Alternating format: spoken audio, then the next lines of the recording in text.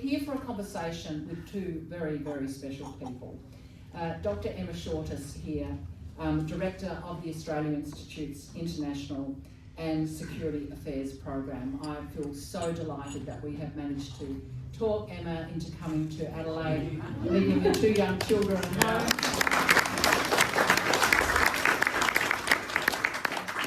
We are so grateful to have you in the flesh. Author of Our Exceptional Friend, Australia's Fatal Alliance with the US, published in 2021, and After America, Australia and the New World Order. Host of a fabulous podcast with the same name, After America, and I've got to say, I loved this book. I read it in a few hours with the beach out the front of my window, and it was a really good, easy read, and I learned a lot. So I just want to congratulate you on doing a political tome, which is actually a page turner. Thank you. Keep going with your writing. And writing words down really matters, so thank you so much for coming. Also, let me then also welcome my dear friend Margaret Hallock, who I've been introducing for the last 2 weeks as a Trump refugee. Margaret is on her 12th visit to Australia, so a serious scholar of how we live and our politics here in Australia. She's an economist, a long-time union educator, a feminist, a political researcher, and she founded the Wayne Morse Centre for Law and Politics at the University of Oregon. Wayne Morse was the only US senator to vote against the Vietnam War. And so Margaret has looked at the world through the eyes of workers, of women, of the poor, and has been very active in imagining a better society from her part of the world. And Margaret and I have shared a very long friendship, I think more than 30 years, we should have worked it out. But for a long time, we both were union educators, we're both economists, we're both feminists, and we've eaten a lot of meals, we've shed many tears through various parts of our lives as life happens, shared plenty of art and reading and food and music and the fortunes of our children. And we have shared enormous rage as women against white patriarchy and against late-stage capitalism. So I'm really pleased to welcome Margaret.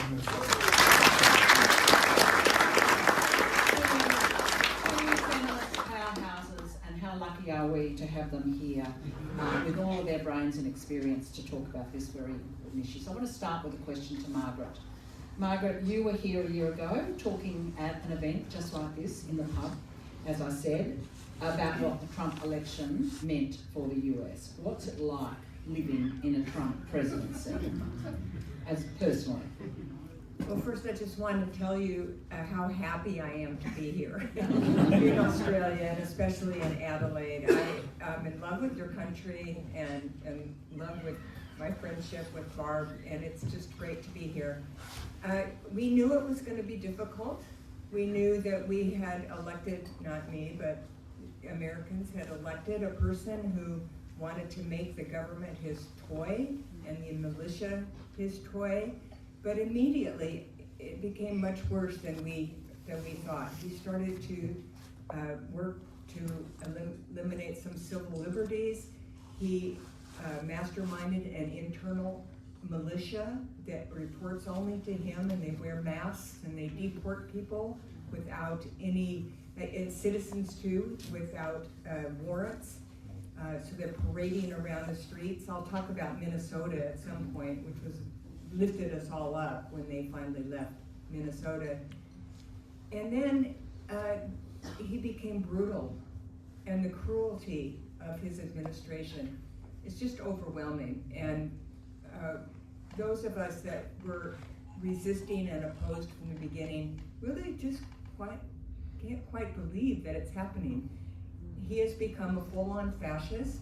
There was a right-wing commentator and scholar who said, no, it's not fascism, no, it's not fascism, and then just last month came out with this long list of reasons why Trump has now installed fascism in the United States.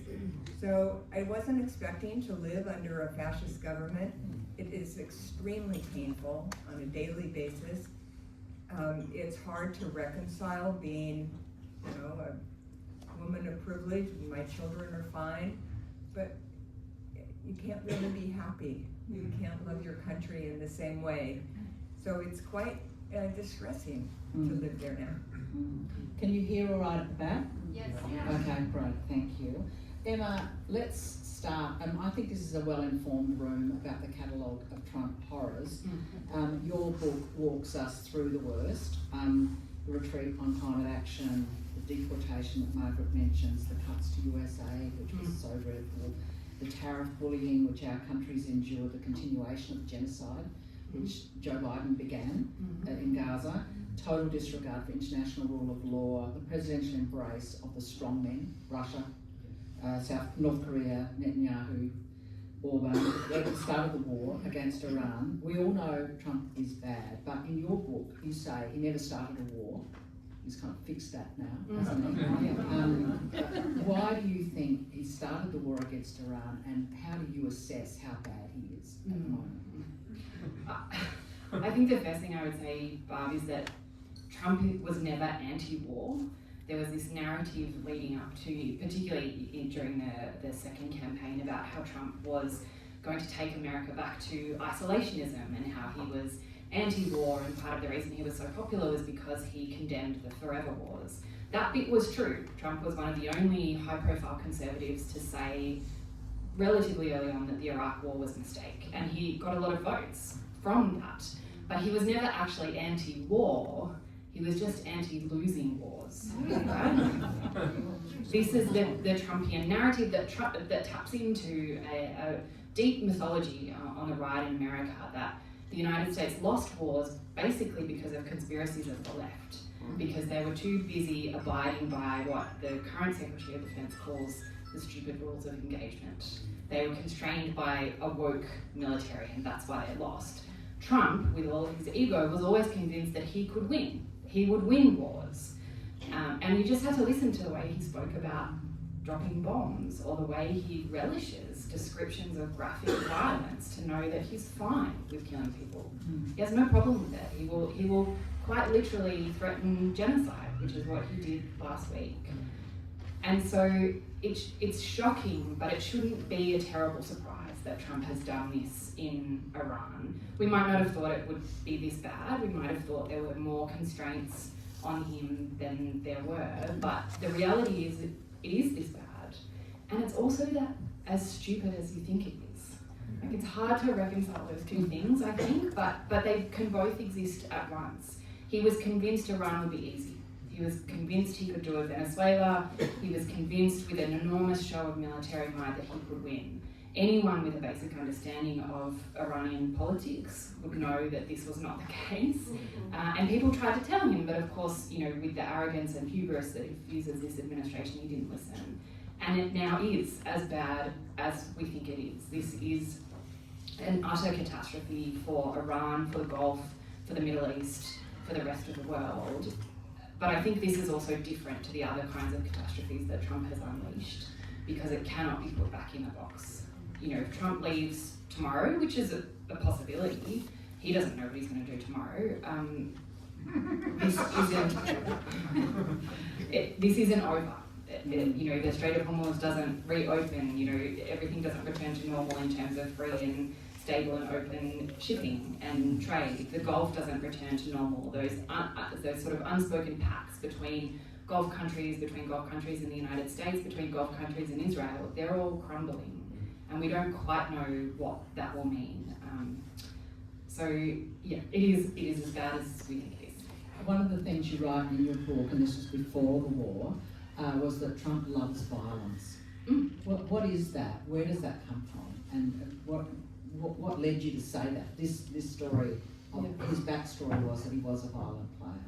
Yeah, he loves violence. Again, Margaret and I were talking before this event and saying, using that famous quote that when people tell you who they are, you should listen to them. And Trump talks about violence all the time. He relishes it. And actually, Don Watson writes about this beautifully in one of his quarterly essays, where he describes Trump's arc, his sort of Hollywood arc from WWE, from wrestling into UFC, where we've got this transition. You can see the transition over Trump's career from show violence, from Hollywood violence and pretend, into the reality.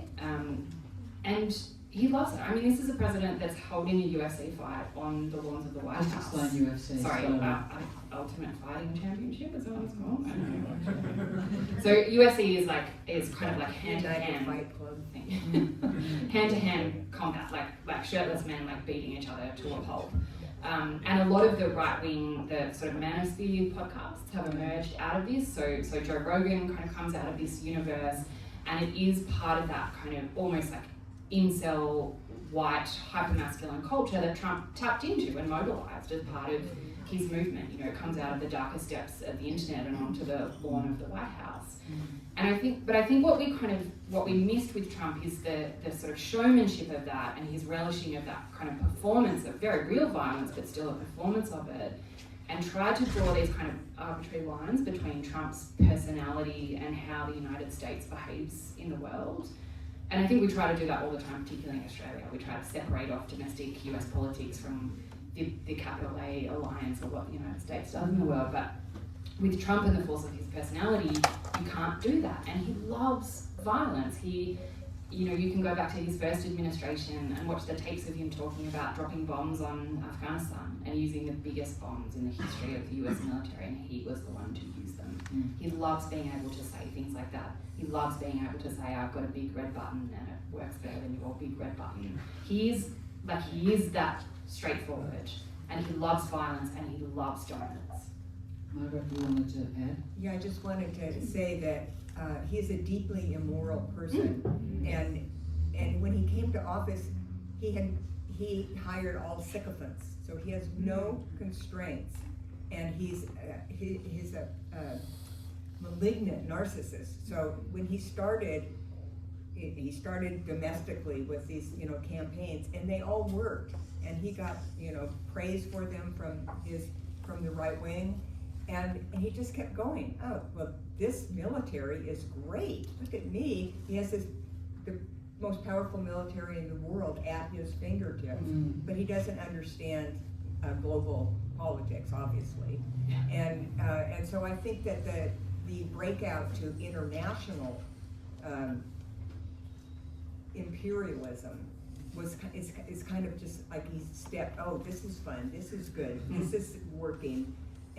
And his hubris is just so great that it just led him to this war, and he thought he could do it. And it's never enough, I think. Yeah. It's never enough to satisfy that deep-seated insecurity, which in the context of what is happening at the moment is quite frightening. And that reminds me of that New York Times piece in the last few days.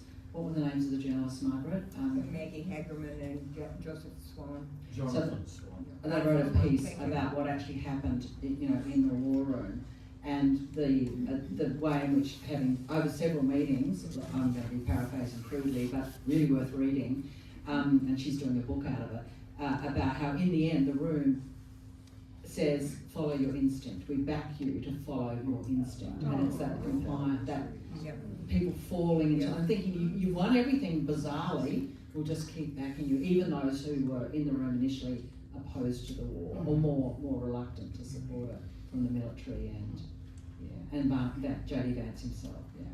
Anyway, so I wanted to just go to the political economy around Trump.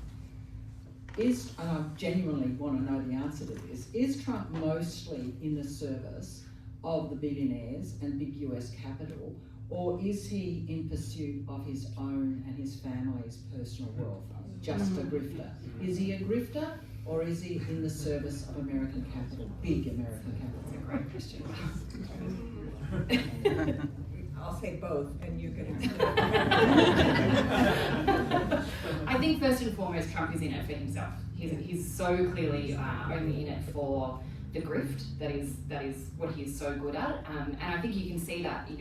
Margaret mentioned his sort of narcissism in his quite genuine, I think, inability to really understand that other people exist and have independent reactions and thoughts and feelings from him. So his whole universe is kind of centered around himself and how people respond to him. He's got no interest in anything else. So I think ultimately he is in it for the grift and for himself. I'm not even sure if he's in it for his children. Yeah. I mean, you just have to look at the way he treats them. I mean, he's in it for his children in the sense that he's in it for his own name. Yeah. But I don't think this is a man who can even really confront his own mortality. So I think that would be where I start. But in the service of that, in Trump kind of being in it for the grift and from himself, he is also in the service of American capital and American billionaires. Because what benefits him in that sense also benefits them. The kinds of tax cuts that he's talking about, the kind of undermining of any semblance of fairness or justice in an American economy serves him, but it also serves his billionaire colleagues. Now he will jettison those individuals at the slightest hint of disloyalty, the way he did with Elon Musk, but the wealth will keep bringing them back to him. He will surround himself by that kind of wealth. So that is probably a long way of hedging rather than saying it's both. It's both. It's not a dichotomy, Margaret, you're nodding as well. So is he smart or is he dumb? He's certainly horrible, but is he smart or is he dumb? Well, he manufactured a victory that a lot of us did not think was possible. He left office disgraced, really, and Joe Biden was elected, and Biden was able to turn a lot of economic policies around, and we felt good about the infrastructure development and about some of the climate and the like. Meanwhile, he has a group of intellectuals and sycophants and political people writing what was called Project 2025, and it was at a very conservative think tank called the Heritage Institution. And he distanced himself from that, but he very much knew what was going on, and he hired every single one of them in really central positions in his administration now. So, and he won. I hate to say it, but Americans elected him. A lot of people stayed home out of disgust. A lot of the young people are not motivated to vote. We have to talk about that later, but he engineered an election victory that I didn't think was going to happen, and it did. And so I think, I don't know, clever, but he's so dumb about other people. He doesn't understand that there are other human beings in the world, and so he's really kind of a combination of blind, but clever. Emma, what do you think? I think we have to concede, don't we, that he does have an innate political genius. He produced his way into the White House incredibly successfully. He engineered an attempted coup in the United States and got away with it. And he'll do it again. He will absolutely do it again. So I think there is that absolute instinctive political genius. I think he understands the rifts of American politics, the foundational rifts of American cultural politics instinctively, like almost no one has before him. He has been able to exploit those foundational rifts like really nobody else. And which ones are you referring to? So race mostly. I think Trump has tapped into that. Grievances. Yeah, and the irreconcilable differences at the heart of American politics, particularly around the history of slavery. He has tapped into that so effectively, and he does it again and again. And I think sometimes we miss that as well from Australia, the way, in particular at the moment, the way, for example, that he is attacking Somali Americans on social media and posting the most horrific things on social media, in order to kind of retake control of the narrative, but also to reinforce to the base why he's there. And that speaks to a significant, not insignificant number of Americans, and his ability to exploit that and have it carry him all the way to the White House again is an act of political genius. There's a lot of, it's not a dichotomy, I think, in this conversation, because what that does lead us to sometimes think, I think, and I grapple with this as well, is that this is a man who's playing 4D chess. Like, this is a man who has this grand long-term strategy that none of us can possibly understand. And certainly his supporters are making that argument about Iran and, what he's doing in Iran or Venezuela or whatever. Take your pick from those things. But I think we have to be able to hold these things in our head at once, that, he does have this political genius, but also he has an inability to understand how people might react to him and the repercussions of his actions outside of himself. And that is why Iran in particular is such a potential disaster, because it has spiraled out, not necessarily out of his narrative control, but out of his material control because of that dumbness that Margaret was talking about. So he is a massive contradiction, and it makes it really hard to talk about because it is simultaneously unbelievably clever and stupid and dangerous and embarrassing all at once. You seem to imply then that a third term is not off the agenda. What do you think about that? Absolutely, it's not off the agenda. Okay. I get asked this all the time because I think we want to fall back into our, the midterms will punish him politically. He's not legally allowed to run for another term. I mean, he doesn't care about that. He doesn't care about, the laws or the constitution or anything like that. So if he wants to, and if it's possible for him to do it, I think of course he'll do it. And I think especially as they get more and more worried about the political fallout of what they're doing, they will hold on tighter. And he has a movement behind him. We can't forget that he handed that movement, which is very, very old in American politics, a generational victory. He handed them Congress, he handed them the executive branch, he handed them the White House and the Supreme Court, and they will not give that up easily. How much trouble is he in now, today, given what's going on in Iran? I think he's in more trouble than he's ever been here.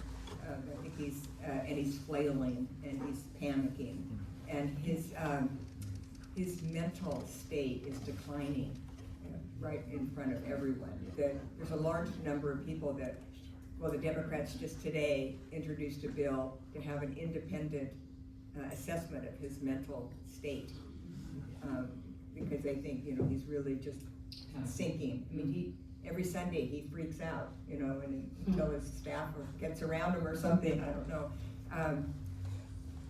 I think he is way over his head globally, but I don't know, and there's not a resolution that I can see that's not painful for everyone, including him. So I think he's in big trouble, but he is also laying the grounds for federal takeover of our elections. We have an extremely decentralized election system. Every county, thousands of them, have their own little Secretary of State, the county clerks, and their own method for voting. In Oregon, it's all vote by mail, and he's trying to end that. And he has completely eliminated all of the federal, in the Department of Justice, all of the lawyers, 75% of the lawyers who did election interference kinds of, looked at security, election security, cyber security, they're gone. So, and those were the people that really stopped his stealing the last election in 2020, and they're gone from the Fed. So it's really up to all the states and local jurisdictions now across the country to maintain their own secure elections. And I don't know, that could be really difficult, I think. I mean, I've always thought you can't rig an election in the United States. It's so decentralized. But he's trying. Emma? Yeah, he's trying really hard. I think whether he can do it is an open question. There are so many moving parts there that I don't think we can predict what will happen. I think what we can say is that falling into those kind of old assumptions about normal US political cycles is a big mistake. And the media, I think in particular, keeps making that mistake of falling into that trap and not treating Trump, as the person he is, which is not a normal president. This is a president who's committed to holding on to power. As I said before, he's tried to overturn an election once. He will do it again, and he is already. He has been for years laying the groundwork for a deep distrust in the results of an election that he doesn't win. And he does have a rusted-on base of support that genuinely believes this. But how all that fits together, I think, is incredibly unpredictable because of that decentralized system that Margaret was talking about, because of the huge mobilization of progressive democratic forces against Trump, that we've seen most recently in New York, but also happened in Virginia, is happening across the United States. How that all plays out, I think, is deeply unpredictable. But I also think it's really worth emphasising that these are people who will not give up on power, and they don't care who they hurt in the process. You know, there's lots of talk of how much trouble Trump is in, and I absolutely agree with Margaret that he is in deep political trouble. This war is deeply unpopular, and it started out deeply unpopular. Most American wars at least start with a level of popularity, which then drops off as the reality of war kind of sinks in. Didn't even have that bump at the start with this war. Everybody hates it. Everybody can see what a disaster it is. And especially alongside the political betrayal of, you know, him promising to withdraw the United States from forever wars, like that is being noticed. And the reality of the economic crisis that he is bringing to the world, but also to working Americans in the price of petrol is absolutely having an effect. So he's in trouble politically, but it's again worth emphasising that he and his core group of supporters don't care about the rest of Americans. They don't care who they hurt. They don't care if they don't support them. They will write them off, as Trump did, you know, during the election, as, you know, the vermin and the conspiracy at the heart of kind of American politics that is working to undermine Trump. And he has used that narrative very, very successfully, and I don't think we have reason to think that he can't keep doing that. Let's come to Australia now, and we'll get to AUKUS, but I just want to start you straight up, Emma, about your assessment of Albanese and Richard Marles and the Labor response to the war in Iran. Let's just cut to the chase and we'll come back to some detail underneath. Look, I mean, the initial response of the Albanese government to what is quite clearly and quite brazenly an illegal war of aggression was dismal. The Australian government was the first out of the blocks to support that illegal attack with some kind of nods to the international rules-based order, which they talk about all the time. But the reality is they were first. And I think we'll get to AUKUS, but it became very clear that, well, I would argue that it's very clear that that was because of Australia's enmeshment with the United States, particularly through AUKUS, and our direct, maybe indirect is a better word, our involvement in that war. The reality is that we were involved, and we were involved from the start. And I think the government knew that, and that's the reason that it responded in the way that it did. Having said that, I do think that they are quietly walking back that initial support. They haven't said anything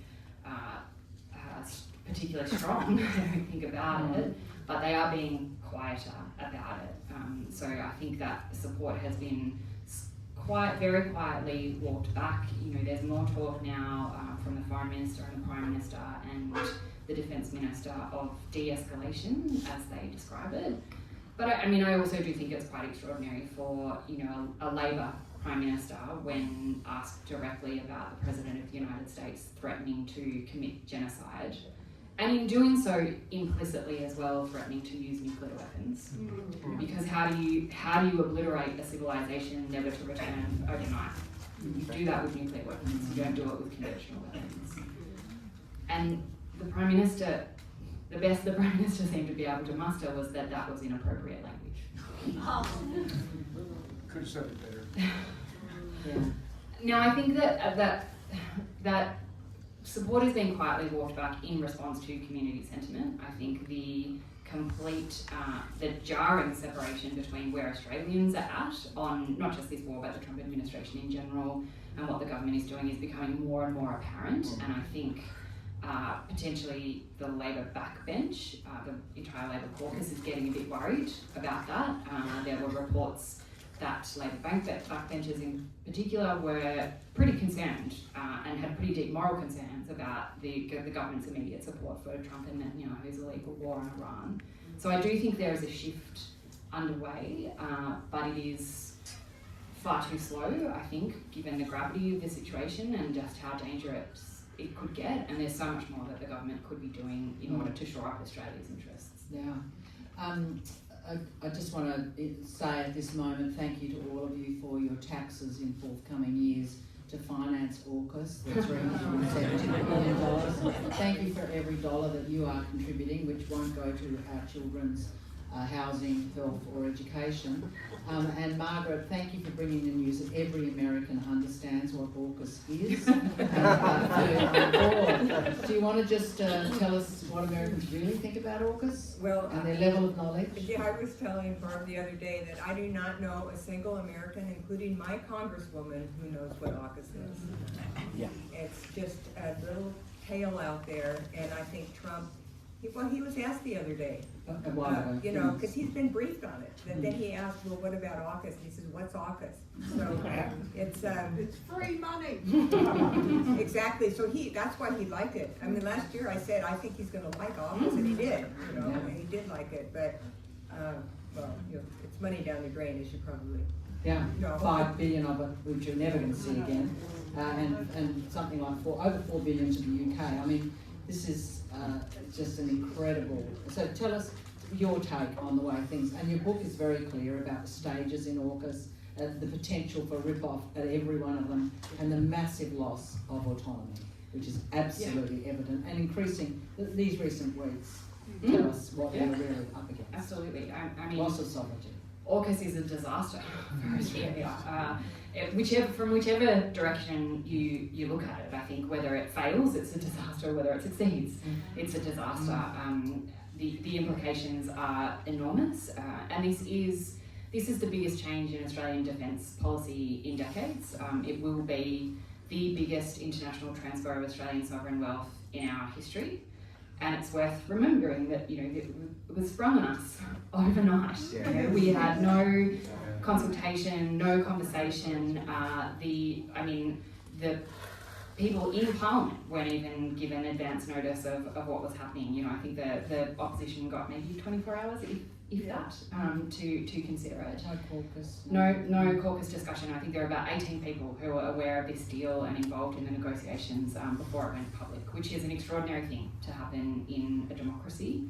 It's an extraordinary thing without the Trump administration. But the reality is that we do have this happening under the Trump administration and under a Labor government.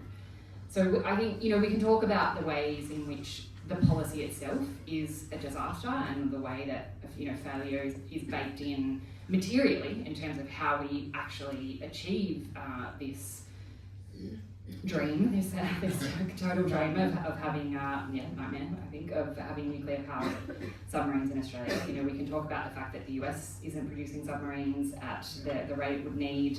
We can talk about the UK not producing submarines, not being able to maintain its own submarines in working order.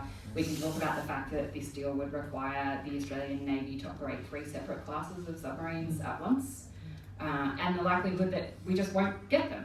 You know, that there's nothing in the contract, in any of the contracts, that says if we don't get these submarines, or if we get them and they don't work, we'll get our money back.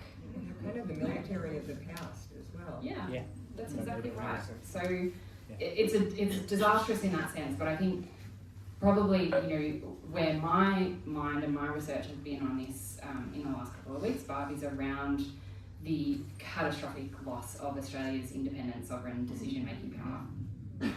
Because as part of the AUKUS deal, because, you know, Australian submariners are not trained in operating and maintaining nuclear-powered submarines, Australian submariners are being seconded. They're, you know, being trained on US nuclear-powered submarines. And the aim, the explicit aim of the AUKUS nuclear submarine deal is that 1 in 10 of the crew members on US subs will be Australian. They'll be Australian crew.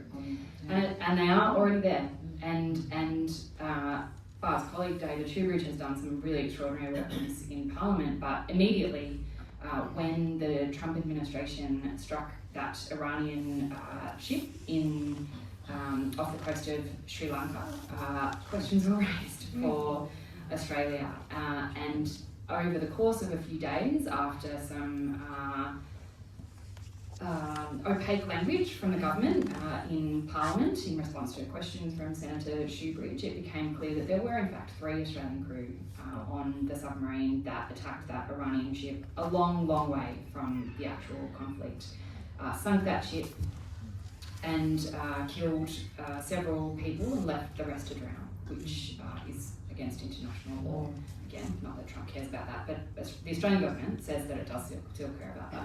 So basically what that means is that the AUKUS submarine deal makes Australian participation, active participation in American conflicts, no matter when, no matter where, no matter why, it makes that the default position. So what it requires, if Australia in a very ahistorical hypothetical doesn't want to participate in American war, it requires a US administration to give the Australian government advance notice that they're going to attack someone or something, which they never do. And it would require an Australian government to be brave enough to say to that administration, no, we don't want to be involved. So what you need to do is locate your submarines, surface them, tell us where they are so we can extract our crew and not be involved. Now, I don't know about you, but I find that quite hard to imagine for a number of reasons. Like, do you think a US administration, even a relatively benign one that we're friends with, is going to say, sure, like we'll delay our deployment so you can extract your crew? No. And I think it's worth emphasising as well, the Australian government has said, that they didn't participate, but they were sent to bed. The crew was sent to bed and didn't participate. It doesn't, I can tell by your reaction that you don't think it passes the sniff test either. Australia is clearly involved, and there aren't passengers on nuclear-powered submarines. That's not how that works. And so from every perspective, AUKUS makes the world more dangerous for Australia. And, that's not even to say what it takes away from, that you mentioned, Barb. So this is, I cannot emphasise enough how much of a disaster this is politically, materially for Australia. In your book, you have some polling, Australian Institute polling about what Australians think about this. Can you just refresh our memory about that? I can, yeah. So we've asked Australians on a few occasions, what they think about the alliance, what they think about Donald Trump, and really, I think interestingly, the sentiment is shifting very quickly. And so we asked Australians almost a year ago now if they would prefer an independent foreign policy, a more independent foreign policy, or a closer alliance with the United States. Majority of Australians now prefer a more independent foreign policy. And if you have spent much time in the history of Australia's relationship with the United States, that is potentially a seismic shift in how we think about the United States. We also asked about a year ago who Australians think is the greatest threat to world peace. We gave them 3 options. We asked if it was Vladimir Putin, if it was Xi Jinping, the leader of China, or if it was Donald Trump. More Australians chose Donald Trump a year ago than chose the leaders of the world's 2 most powerful authoritarian states. So Australians can see what the Trump administration is, and they've been able to see it for a long time. And they're voting with their feet as well. So I think it's easy to dismiss, and my colleagues in the foreign policy world will dismiss that as not really impacting on people's thinking, or that people don't really understand, and so we can continue on as we have. But I think Australians really do understand, because in normal times, whatever that means, about 100,000 Australians go to the United States every month, for business, for tourism, for family reasons, whatever. I was one of them. Since in the last kind of 6 months or a year, that number has halved. It is more than halved. Social media checks. Yeah, it's part of that. It's part of Australians just recognising what is happening in the United States and saying we're not part of that. We don't want to be part of that. When the Deputy Prime Minister, Minister for Defence says, and he said this last year, that Australia and the United States share values of democracy and the rule of law. Australians increasingly don't agree. So we actually asked Australians about that question, and only 8% of Australians strongly agreed with that statement from the Deputy Prime Minister. So things are shifting, and I can forward sizzle that we've actually asked some of those questions again, and the numbers are significant. We'll be releasing those really soon. But the sentiment, I think, is really changing, and it is having an impact. I think that recalibration from the Labor government that we were talking about is because they're seeing the writing on the wall. They're hearing from their constituents who are deeply concerned about this, about the lack of response that's come at the dismantling of international law through, an unwillingness to push back on Israel, in Palestine and now in Lebanon. 250,000 Australians are of Lebanese descent. And I think that the lack of response, or the kind of mealy-mouthed response that turns to such old-tired language about the international rules-based order and the alliance being bigger than presidents or prime ministers, just doesn't wash. I think Australians can see what's happening. Do you think what are the prospects for AUKUS? Is there a way it can be stopped? Do you want to speculate about that? We're all hoping for a certain answer. Yes, I know. But I think, you would all also be very aware living in Adelaide that, opposing the military-industrial complex, the joint Australian-US military-industrial complex, is not an easy thing to do. The momentum is always towards deeper integration, more spending. Having said that, I think, it's entirely possible that AUKUS falls over on its own, because it is such a disaster. So complicated. Yeah, and the failure is kind of baked in at every step. So one very senior defence analyst put it to me that every link in the AUKUS chain is weak. It's just a matter of which one breaks first. But of course there's a lot of scrambling to make sure that doesn't happen and to keep throwing money at it, which is how we deal with defence, is we just keep throwing money at it with no accountability. So it might fall over that way, but of course then what emerges in its place? And that is, I think, the more concerning thing. Does it mean that we just have US submarines basing themselves out of Fremantle? That's a real possibility. But I also think that there is, given all that polling that I just talked about, given that people can see what is happening, given that, anytime anybody becomes aware of AUKUS or what it is, they kind of go like, what? Excuse me? Given all that, I think we have a huge opportunity. I think there is a huge opportunity to rethink not just AUKUS, but Australia's role in the world more broadly. I think we have the momentum towards that. We have the opportunity to do that, to seize that. And I think this government, as we've seen before, it can be dragged to changing its position when the writing is on the wall. So I think there's real potential for that. But I think that would require things like some parliamentary scrutiny of the deal, some genuine democratic accountability. We've got a petition at the Australian Institute calling for an independent parliamentary inquiry into AUKUS. That is, I actually haven't checked the numbers recently, but I think it was over 40,000 last time I checked it. And that is ticking away. And we get a bump every time Trump does something, or anytime AUKUS is in the news. So I think there is huge opportunity for that, and for rethinking defence spending more broadly as Australians watch, the international rules-based order that, was of course deeply imperfect, but did keep Australia safer and contributed to our prosperity. As we watch that crumble, I think that people are reacting in kind.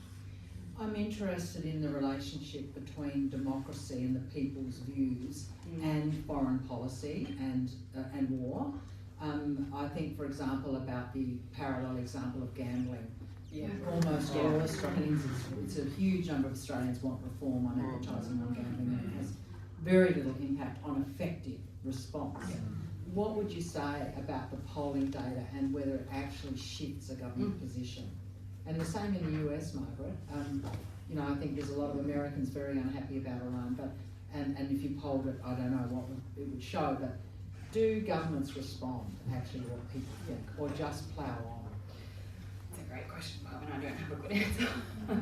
I'm a millennial, so my kind of first real political experience was protesting the Bush administration's war in Iraq, which the government didn't respond to, which governments around the world didn't respond to. Yeah, exactly. And so, what we can potentially draw from that is that no, governments don't respond, and especially when it comes to defence, there's this kind of pyramid where environment's generally at the bottom and defence is at the top and becomes untouchable politically. Nobody is kind of able to even scrutinise defence spending. And again, Barb's colleague Dave Shoebridge is great on this, where he talks about defence types and foreign and security policy types.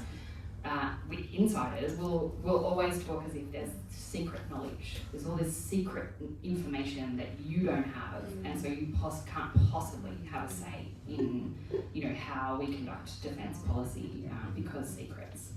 And in a democracy, I mean, there's an inherent contradiction at the heart of that in a democracy. You know, when you're making the decisions that will affect the future security of Australians, when you're aligning this country with a Trump administration that is a direct threat to the security of Australians, you know, we can't kind of reconcile, I think, that contradiction. So, I mean, I think it's entirely possible, but that, you know, governments don't respond. Certainly, there are strong elements in the Labor government that don't want to change the policy at all. They are all in. You know, the Deputy Prime Minister in particular is all in with AUKUS and the Alliance. But I will say that the scrutiny is concerning. They are, you know, if you go to insidery kind of security conferences, which unfortunately I occasionally have to do in Canberra, they're shirty about people paying attention to defence spending. They're shirty about people paying attention to the Alliance, and they're not used to that kind of scrutiny. It makes them very uncomfortable. And so I think we keep making them uncomfortable. Yeah. I think we keep doing that.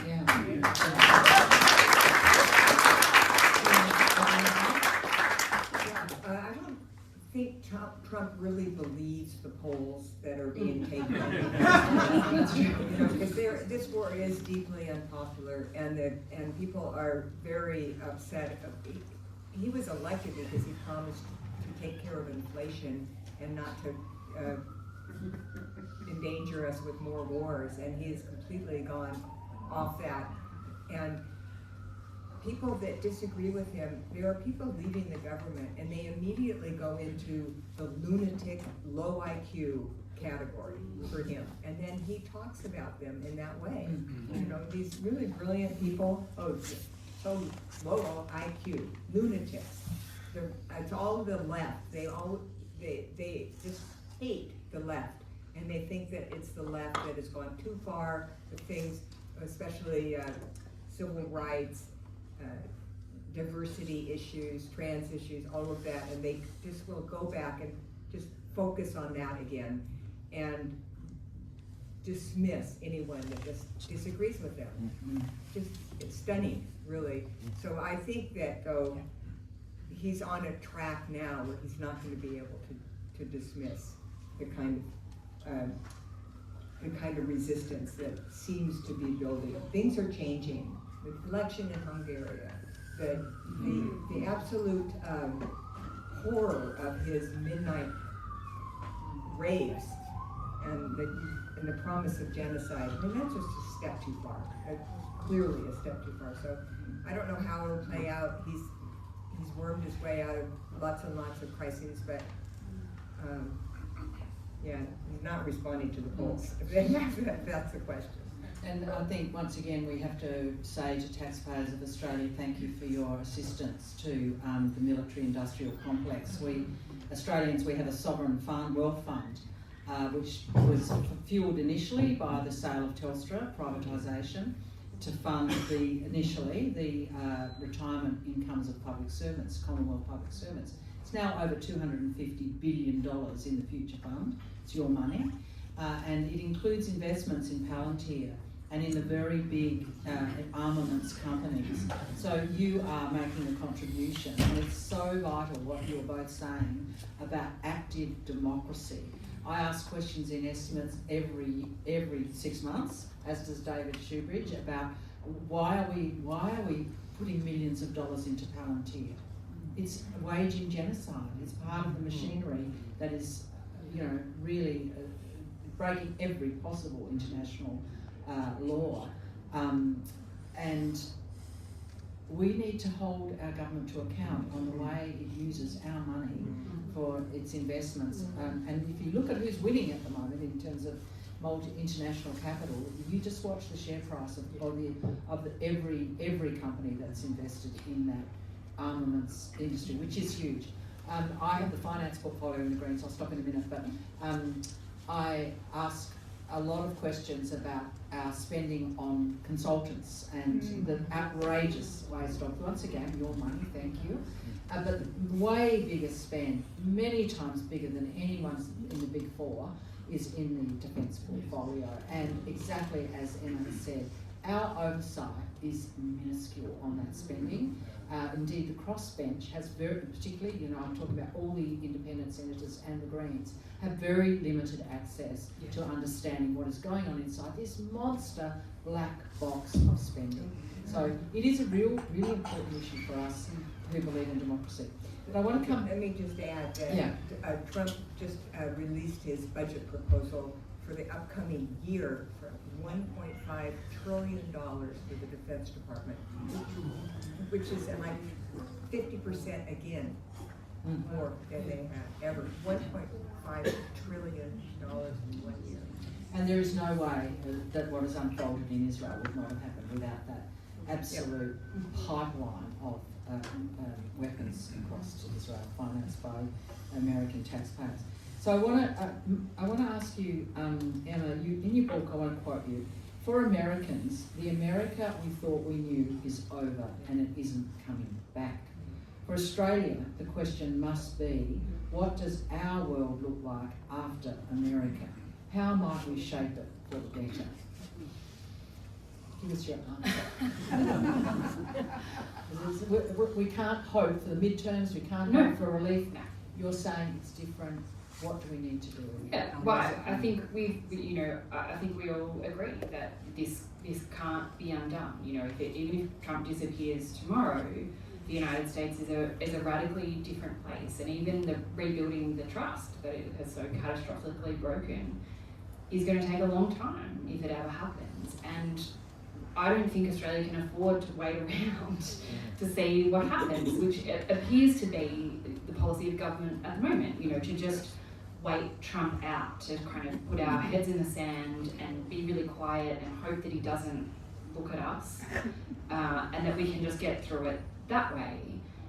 And I genuinely think that we can be more ambitious than that. Australia is, depending on kind of exactly how you measure it, the 12th, 13th, 14th biggest economy in the world, about the same size as Russia's, right? But we don't act like we can have a commensurate level of influence in the world. But the reality is we could, if we decided to. Australia actually has a wellspring of goodwill, particularly in our region. We're pretty determined to draw it down, but it is there. Australia is respected, widely respected internationally. And when we do things, people pay attention.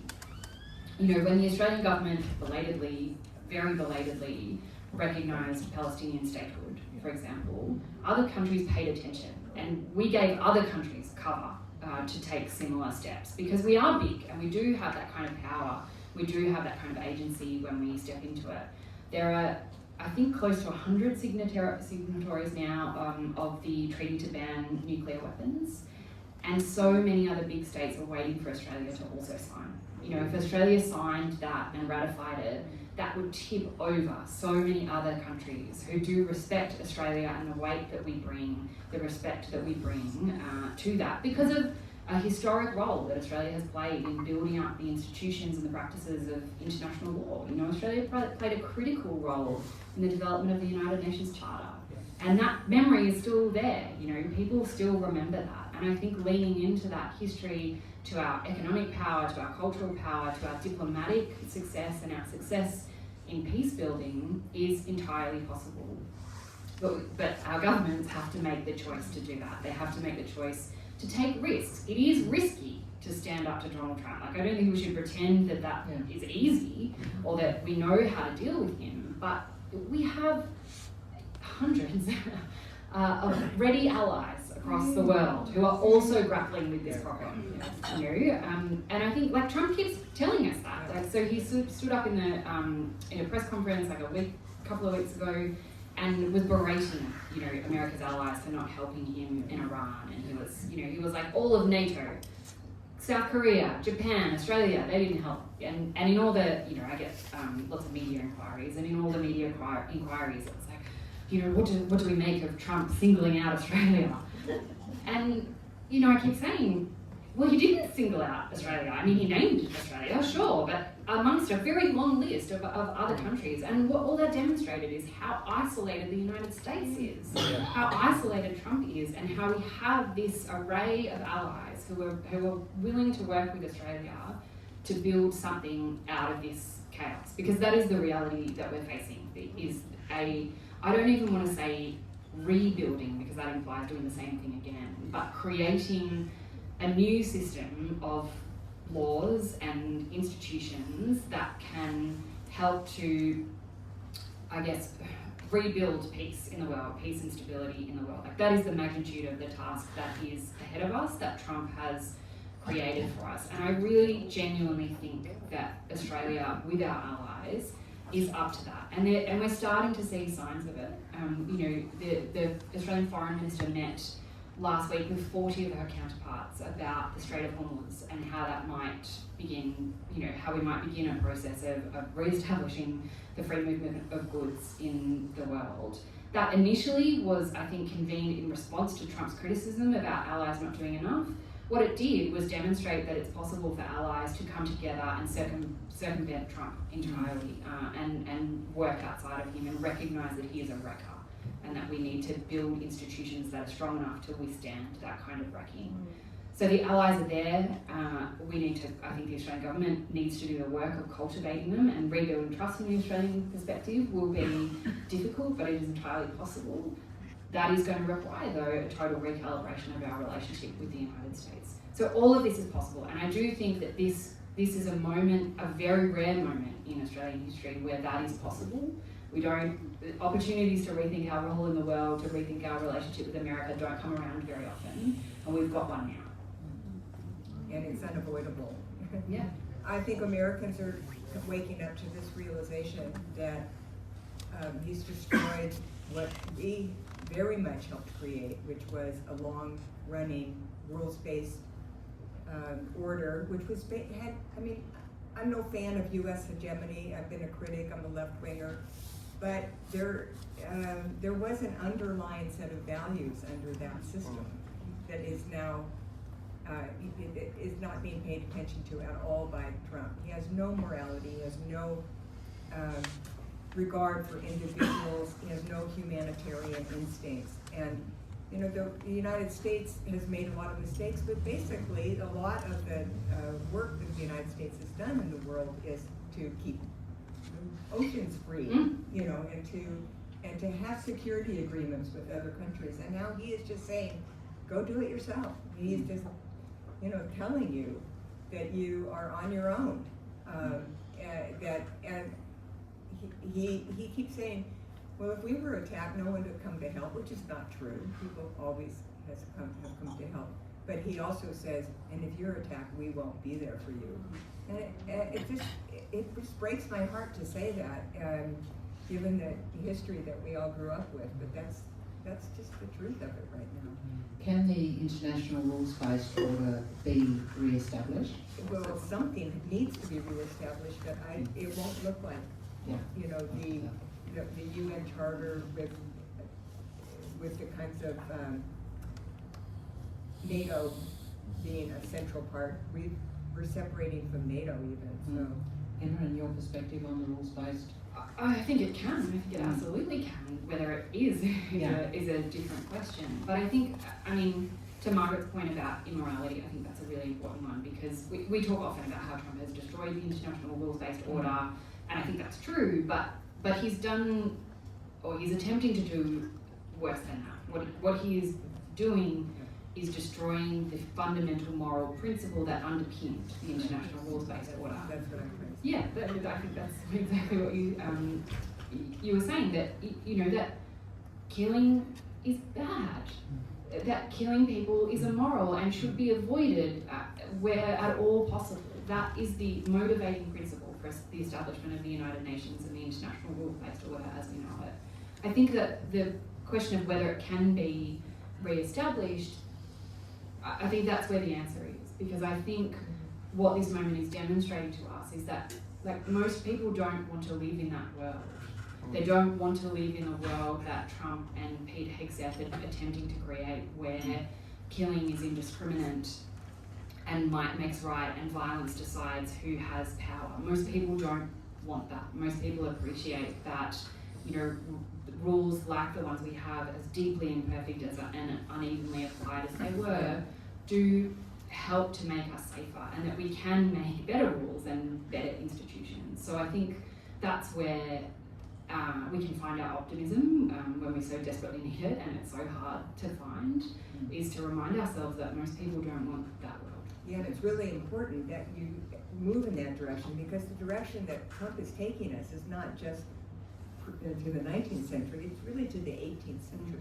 You know, it's like might makes right. You know, the private is public. I mean, and it's grift and short-term extraction. And, you know, his whole MO is his finding leverage and some way that he could squeeze countries to get power and money. I mean, he's such a transactional person. So that's not. We hope that won't be the next 50 years. Yeah. I've got last question for each of these, and then we'll come to questions here. Just so if you've got questions, think about it. But we'll go woman, man, and we'll look for some young people if possible out there. So think about it. And as Vista said earlier, of course you'll only ask short questions and not make statements. You're incredibly polite, well organised. Audience. So let me just ask you this last question, Emma. And you make the point in the book, which I found really terrifying but totally believable, that avoiding nuclear war was just a matter of luck at the moment. Can you comment on that? Yeah, sure. I mean, I think that's always been true. A great friend of mine, Dr. Ruth Mitchell, who was a founding member of ICAN, the International Campaign Against Nuclear Weapons, and is currently in Gaza, actually volunteering as a surgeon, put it to me that we've always known that there were no safe hands for nuclear weapons. Trump just makes that undeniable. And he has made that abundantly clear. You know, he did threaten to use them, and he's threatened to use them before. And, you know, we can say that he escalates to de-escalate, or he just makes those threats, but he always backs down. That is true until it isn't. Until he backs himself into a corner. He's in what international relations scholars would call an escalatory trap. You know, where the only way forward is to keep ratcheting up. And as his personal universe gets more tumultuous, we don't know how he's going to lash out. And I think one of the things that he has done is just reduce, or he has helped done, is reduce the barrier between nuclear weapons and conventional weapons. So there was, until fairly recently, quite a significant barrier between the idea of using conventional weapons and the idea of using nuclear weapons. Vladimir Putin has contributed to the crumbling of that barrier. So has I think the fact that Israel is a nuclear armed state, even though, you know, nobody talks about that. And now Trump, you know, making these kinds of threats. And the reality is that the guardrails around the president, if there were any, are gone. You know, the military has effectively been purged of anyone who's not a white dude all fully on board with Trump. And so I don't think we know what would happen if he does make the order. And it's entirely possible that he will give the order. And from the Australian perspective, that's critically important because of our integration with the US military-industrial complex, and particularly through Pine Gap. If he does give that order, so through the joint facilities that Australia has joint with the United States in the Northern Territory, there's potential that, and we wouldn't know this, and in fact the Americans wouldn't know because of the way the system is set up, but if the president does give the order, it's entirely possible that that order goes through Pine Gap. So once again, Australia is involved and drawn in. And that's particularly horrifying again under a Labor government and a Labor movement that has a hugely proud history of opposing nuclear weapons. So that is a long way of saying, Barb, that is a very real possibility, and I desperately hope that, you know, when Trump made that post about ending civilization, that the government were making frantic calls to everybody they know in the White House, in US Defense Forces, in Congress, talking to them about how this couldn't happen, and about how we cannot do this. And I hope that they are still doing that. I'm not sure if they are, but it is incumbent on Australia in particular, given our close relationship with the United States, to leverage that, to say that this is unacceptable and we do not want to live in a world where avoiding nuclear war is just luck. Exactly. Now, Margaret, my last question is, what are the good people doing in America? The ones who are resisting? What is the nature of resistance in the past year, and looking ahead? Do you have, what do you reckon is going to be achieved by those who are doing all sorts of things in Minnesota and elsewhere? Well, the good news is there are millions of us, millions and millions. In every state and in every city, there's a resistance movement that's going on.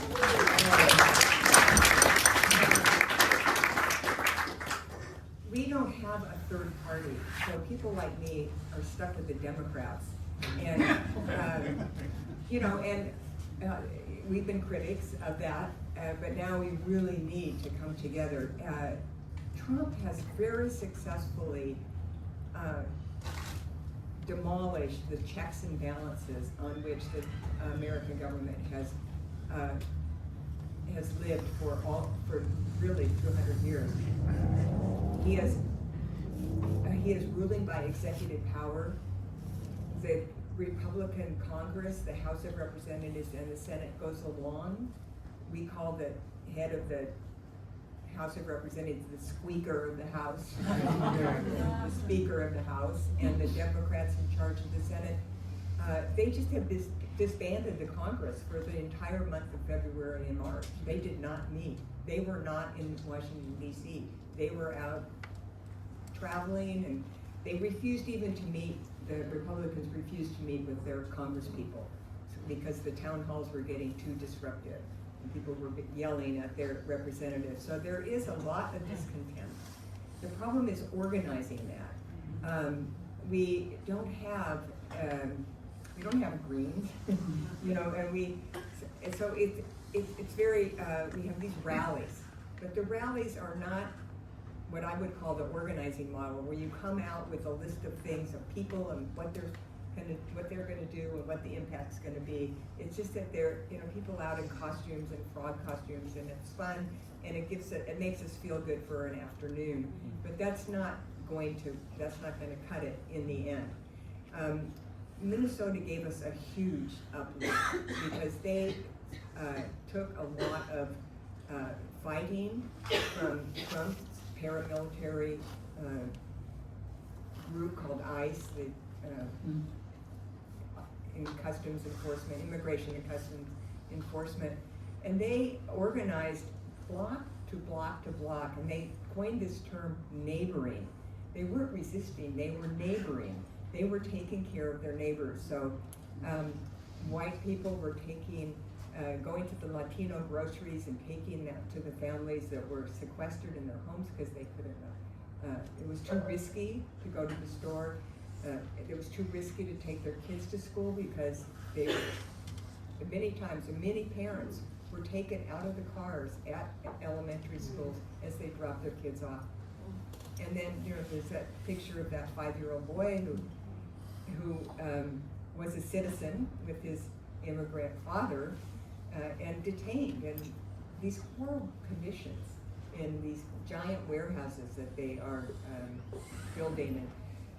So I think they deserve the Peace Prize. They literally lifted up everyone and told us and showed us how to defend themselves, but it was a military event, and not every state is going to have that. So there is resistance. We are beginning to see the Democrats in Congress get serious about organizing that resistance into concrete actions, and it's all pointed to midterms in November. We're pretty confident that if Trump doesn't interfere too much, that we can certainly get the House of Representatives back and maybe the Senate. And just having a divided Congress would be a step forward. That would be a real step forward because now they have control in both houses, and they're just Trump has no Republican criticism in the Congress, none, and which is shocking, totally shocking. So it's up to the Democrats, and it's up to this big unwieldy group of people, but we don't want to see our country go down this road, and we are fighting. Let's thank these two magnificent women.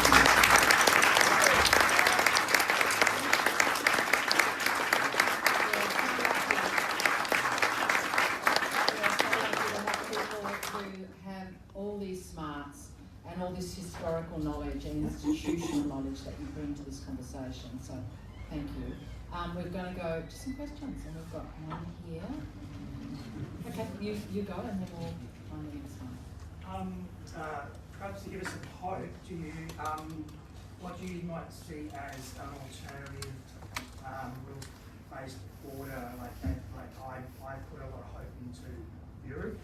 Mm-hmm. I actually think that China is relatively passive at the moment. I mean, like we used to look down on China with its human rights abuses, but they haven't been starting any wars recently. You know, they've been behind them. So, and like there's all these alternative countries like the BRICS and all that, or you know, the global south. Do you actually see any structures which will be a positive alternative rules-based order? Given that, like also America, like you know, you can't be a world leader and isolation at the same time. So I think America Got it.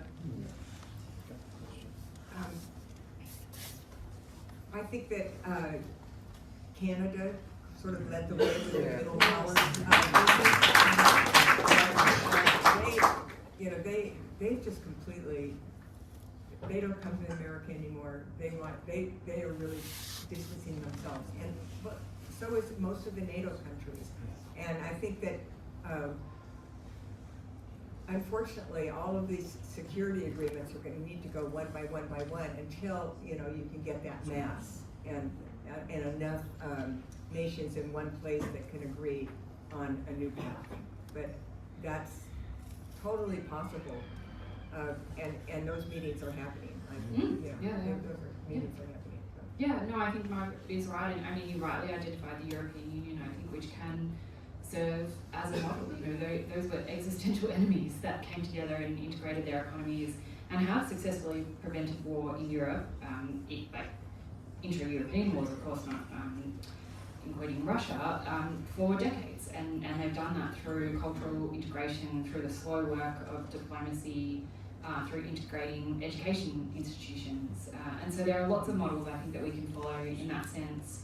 We have ASEAN on our doorstep, we have the Pacific Islands Forum on our doorstep. Lots of existing institutions I think can form frameworks for the kind of work that we're doing. So I don't think we necessarily need a new one in that sense, but we do need forums where nations that share interests can come together and begin a discussion of what kind of rules we would like to have. Like I think that's the basic level at which we need to begin.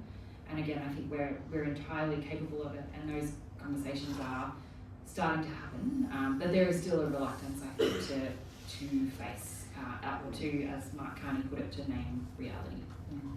And it's this war. Will have a very long tail. You know, with the blockade now, no oil, so the inflation, the stagflation, the global uncertainties and economic impacts are going to last a long time. And so we have to fight those as well. I'm going to ask for a woman. Did anyone? Yeah, there we go. I'm just wondering, when you said that there's only the Democrats or the Republicans, what happened to the US Greens when Jill Stein was becoming a little bit of a force? Is it just lack of money, or?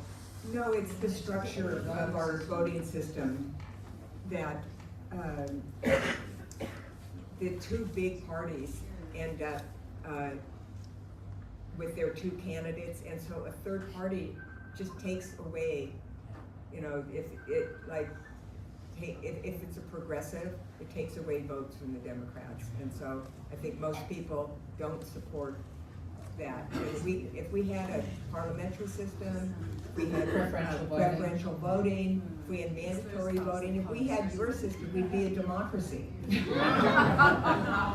Imperfect as ours is. So yes, the Greens exist, but they really don't. They don't have any power or much say at all. Do you want to add anything in? Right. Here we go. Why don't we go back there at the back? Yes, young person. Sorry, we will get to everyone. From the perspective of international relations and foreign policy, has the US become a rogue state?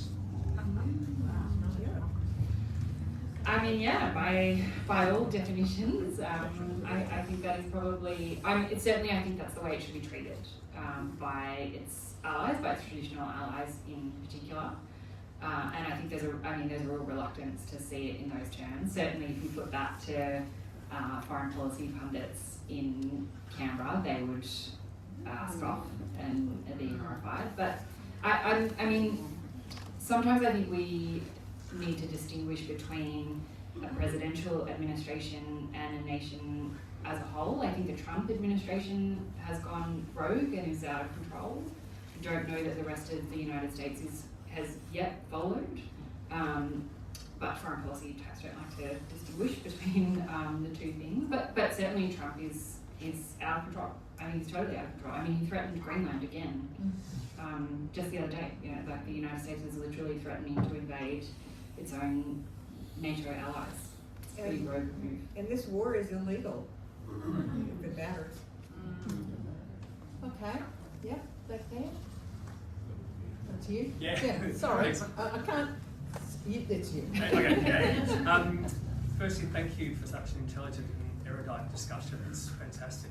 I'm in a real dilemma though. Like we're coming along and having a conversation about one man, and at an age when attention seems to be such an important currency for politics or for economy or society. Are we placing too much focus on and giving him what he wants, which is attention? Yeah, is he winning as a result? If we just ignored him. Yeah. I mean, I think that is part of how do you respond to a bully? You know, you don't feed them. You don't keep going to them and offering them things and attention, which is what they so desperately crave, because it's never enough. You know, it's never enough for Trump. It doesn't matter how many billions of dollars the Australian Defence Minister takes in, you know, in checks. It's never going to be enough. But I mean, unfortunately, the reality is he can't be ignored. You know, as much as we desperately want to ignore him, this man has enormous power to shape our lives and our futures. And so, you know, we have no choice really but to pay attention. But I think you're right to, you know, that singling him out as an individual is a problem, because it isn't just him, is it? It's the entire movement that brought him to power. It's Pete Hegseth, you know, overseeing a war with no rules of engagement and no mercy. It's Marco Rubio engineering the next takeover, which will be Cuba.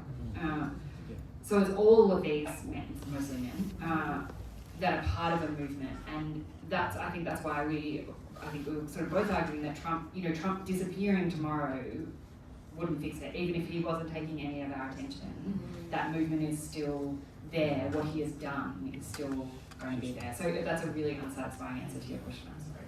Well, a few years ago when I was here, and the title was "What's Wrong with America," I talked about white Christian nationalism, and it is spread around the globe.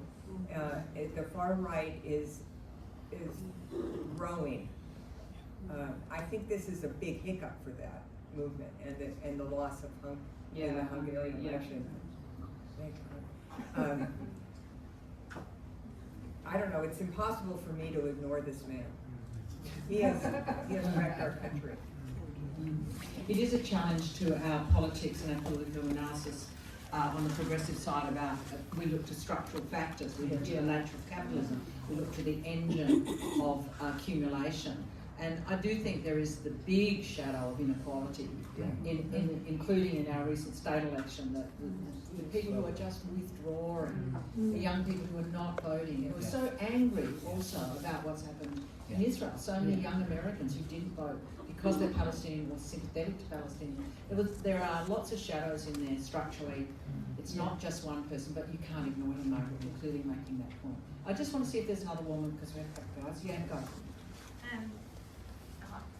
It's interesting to me with the discrepancy between, not discrepancy, the angst between Trump and the Pope, and whether you think that this might stir up a number of American Catholics to change their minds. Go the Pope. We thought we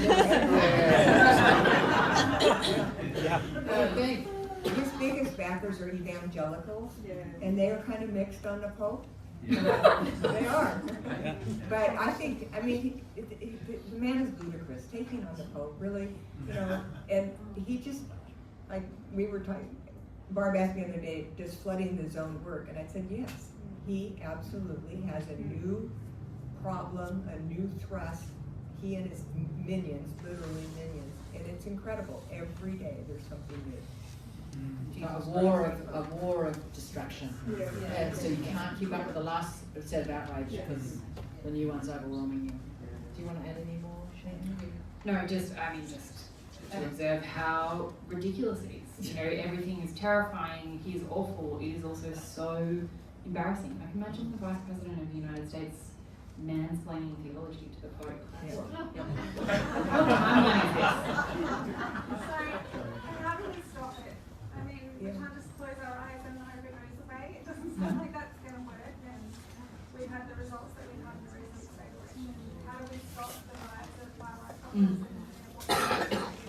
We have preferential voting, but we've had some pretty scary results recently. Yeah. I mean, it's a great question. I wish I knew the answer. I think we all wish we knew the answer to that. I think we can see the beginnings of an answer in some of the resistance that is happening around the world.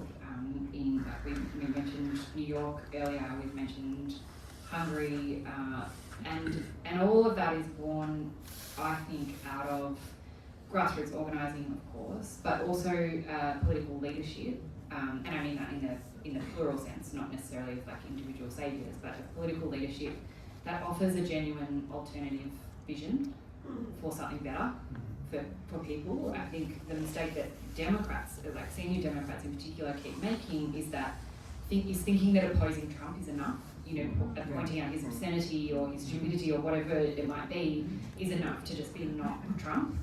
And that's clearly not enough for people who are watching the security they've known crumble, and in some cases not even necessarily that, just feeling their own security vaguely threatened by somebody who looks different to them. I think we have to acknowledge that in Australia that is really effective too, but in the absence of a vision for something better, that takes hold, I think. And I think that the Labor government in Australia, which has a historic mandate, you know, it won an election so decisively, and an election that was partly at least a repudiation of Trumpism in Australia. That said, we don't want that here. That's not the country we imagine. You know, but then to sort of go into government and almost lose that vision of you know what that election was about, and seem to think that tinkering is enough, that you can just tinker around the edges, and that actually if everybody hates what you're doing, if the right hates what you're doing, the left hates what you're doing, you must be doing the right thing.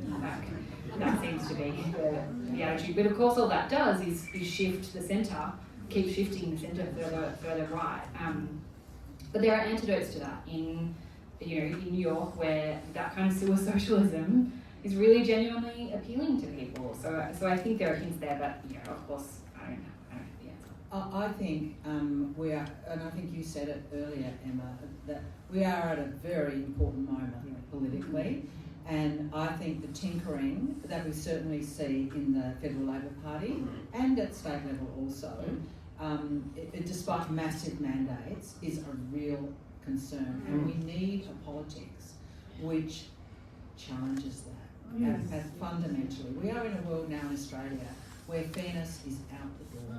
If we just look at housing, we look at education, we look at health, the widening gap is increasingly extreme, and we have to radically call it out and call out the massive growth in billionaire and very multiple millionaire inequality in our country, which has crept up on us over the last 30 years. Housing is the most emblematic example, where there are now generations who are despairing about being able to pay the rent, let alone ever owning a home. So I think there is a moment here for a politics of radical calling out of what's actually happening and offering real solutions, which we can do.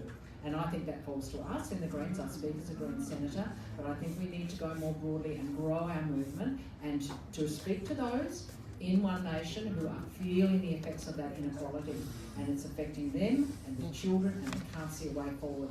And that is our challenge as progressive people in our country. And I think we can do it, but it's going to be hard work. Now, I'm really sorry to those of you who have held your arms up many times. We've come to the end of our time. I think I'm getting lined up here from Melissa.